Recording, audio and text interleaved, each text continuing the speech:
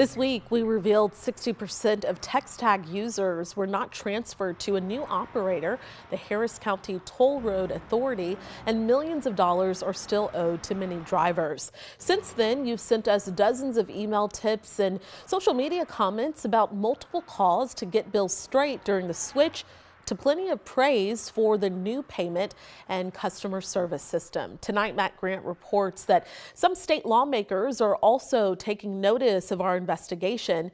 This is the head of TxDOT defends how his agency handled the process.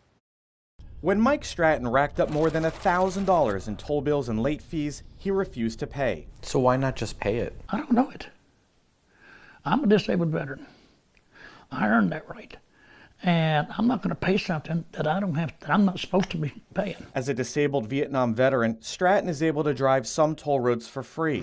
But a mix-up with another operator labeled him a habitual violator and turned over to collections. Then Stratton discovered another problem. TxTag said his account, like 1.4 million others, wouldn't be transferred to HCTRA because it wasn't in good standing. Do you worry that there are more people like Mike Stratton out there? Well, with all customers and with the gentleman that you've talked about, we certainly want to make sure that we can accommodate what the issues are with their particular account. TxDOT Executive Director Mark Williams says his agency will look into Stratton's case, but defended the overall transition, including the decision not to transfer every TxTag account to HCTRA. Many of those are just dormant accounts that haven't been used in months, if not years. We don't want to transition that customer and those issues over to HCTRA and have them have to try to sort through and resolve that. We feel that that's best for us and to serve those customers to reach out and resolve those issues. He says the switch eases the customer experience and saves the state money. If this is such a benefit, why not do it sooner? It is something that we have to be very deliberate about. When we're talking about transitioning millions of different accounts, you can imagine that that's not something that you just want to rush through. So this transition is something you want to keep an eye on? Yeah, absolutely, because it's causing an inconvenience for the people. State lawmakers like Senator Bob Hall are watching.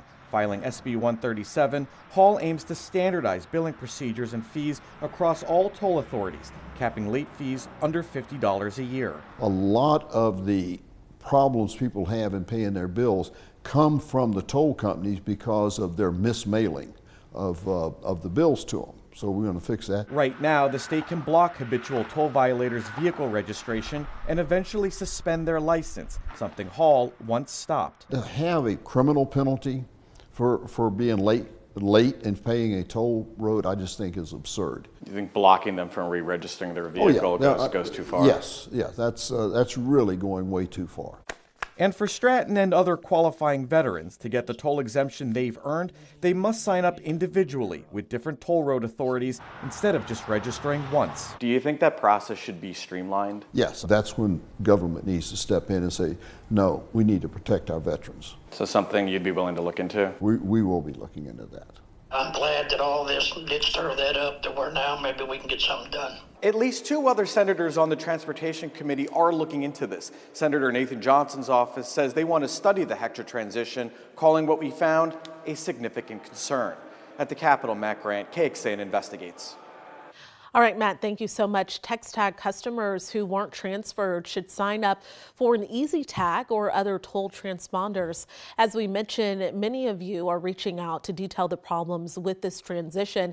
If you're one of them, we do want to hear from you. You can email us at report@kxan.com.